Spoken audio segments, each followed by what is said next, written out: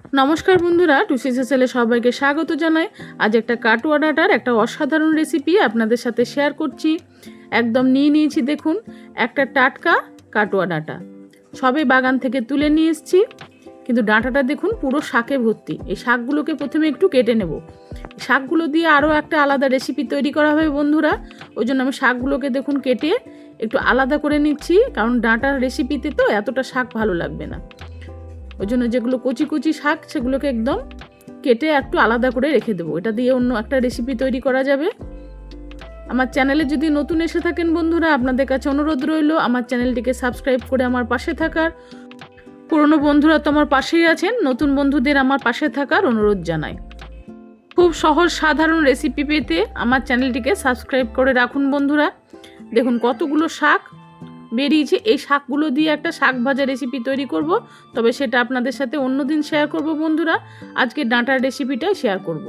যেগুলো মোটা ডাঁটা, গোড়ার দিকের ডাঁটা, সেগুলোকে একটু করে এরমভাবে খোসাটা ছাড়িয়ে নিয়ে প্রায় 1-1.5 ইঞ্চি মাপ করে দেখুন কেটে নিচ্ছি। আর যেগুলো একদম নরম সেগুলোর খোসাটা ছাড়াবো না। এই ডাঁটার চচ্চড়ি খেতে বন্ধুরা খুব ভালো লাগে।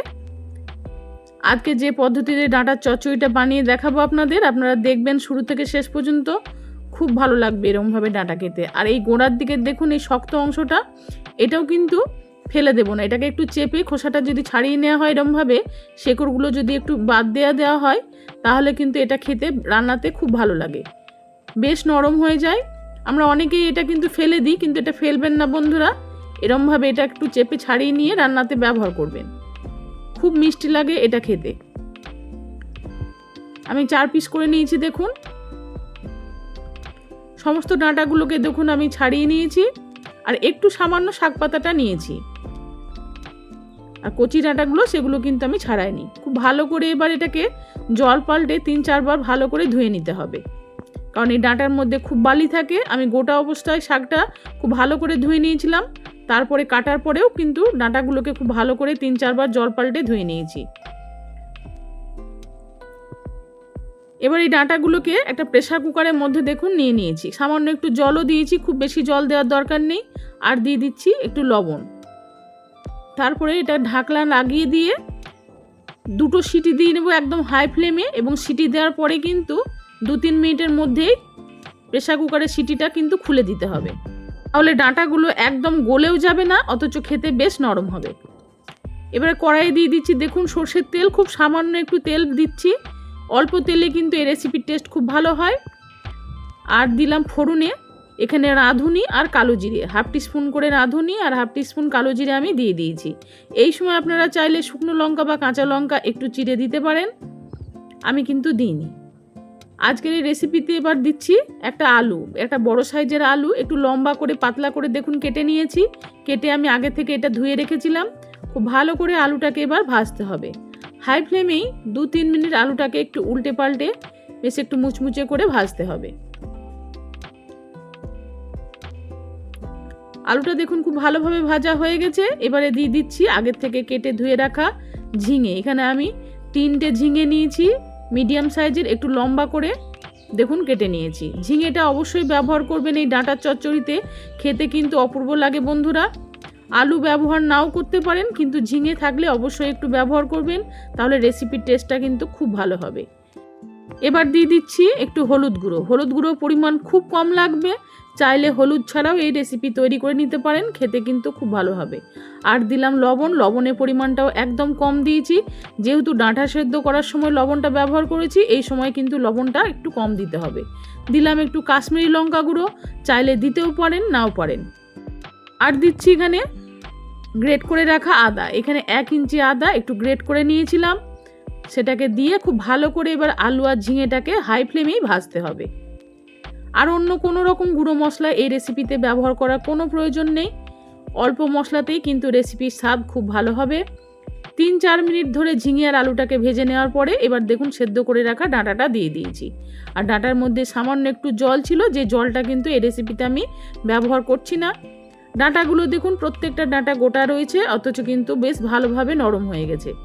এরমভাবে ডাঁটাটা যদি একটু সেদ্ধ করে নেওয়া হয় বন্ধুরা, যেহেতু ডাঁটাটা মোটা ছিল, সেদ্ধ করে নিলে কিন্তু খেতে খুব নরম হবে, দারুণ লাগবে।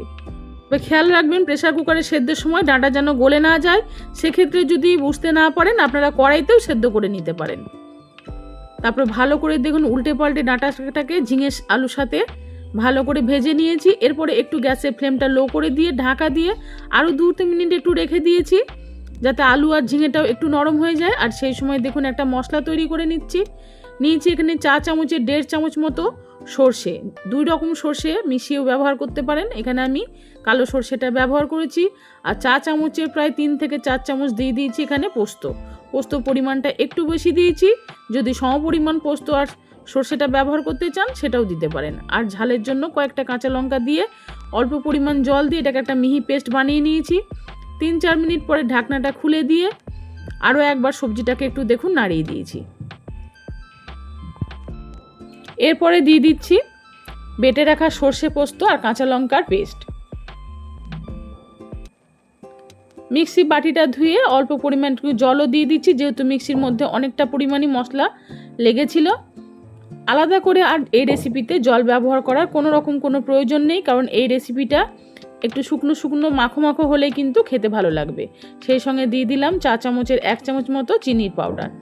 চিনি একটু অবশ্যই ব্যবহার করতে হবে, যেহেতু কাটোয়া ডাঁটার রেসিপিতে একটু চিনি না দিলে কিন্তু বন্ধুরা খেতে ভালো লাগবে না। হালকা মিষ্টি ভাব যেন রেসিপির মধ্যে থাকে, তাহলে কিন্তু রেসিপিটা খেতে খুব ভালো হবে। সর্ষে পোস্ত বাটা দেওয়ার পরে দেখুন একবার খুব ভালো করে নাড়িয়ে দিয়েছি। তবে সর্ষে পোস্ত বাটা দেওয়ার পরে কিন্তু বেশিক্ষণ কষানোর কোনো প্রয়োজন নেই। এই সময় দিয়ে দিচ্ছি চা চামচের 2 থেকে 3 চামচ মতো সর্ষের তেল। যেহেতু সর্ষে পোস্ত বাটা দিয়ে চচ্চড়িটা তৈরি করছি, একটু সর্ষের তেল দিলে খেতে কিন্তু খুব ভালো হবে, সুন্দর একটা ঝাঁঝালো ফ্লেভার আসবে। যেহেতু রান্নাতে আমি প্রথমে খুব কম তেল ব্যবহার করেছিলাম, আপনারা দেখলেন বন্ধুরা, রান্নার শেষে কিন্তু একটু সর্ষের তেলটা দিলে খেতে খুব ভালো হবে। তবে আপনারা আপনাদের প্রয়োজন বুঝে তেলটা ব্যবহার করবেন। এরপর ঢাকা দিয়ে 5 মিনিট রেখে দিয়েছিলাম একদম লো ফ্লেমে। 5 মিনিট পরে ঢাকনাটা খুলে দিয়েছি। রেসিপি কিন্তু সম্পূর্ণ তৈরি। এরমভাবে মাখো ভাবেই রেসিপিটা তৈরি করতে হবে। গরম গরম ভাতের সাথে এই রেসিপি অসাধারণ লাগে খেতে বন্ধুরা। কাটোয়া ডাঁটার চচ্চড়ি এরকমভাবে একবার নিরামিষভাবে বানিয়ে খেয়ে দেখুন, আশা করছি আপনাদের খুব পছন্দ হবে। আমি একটা বাটিতে তুলে আপনাদের দেখাচ্ছি, দেখুন দেখতে কতটা সুন্দর হয়েছে।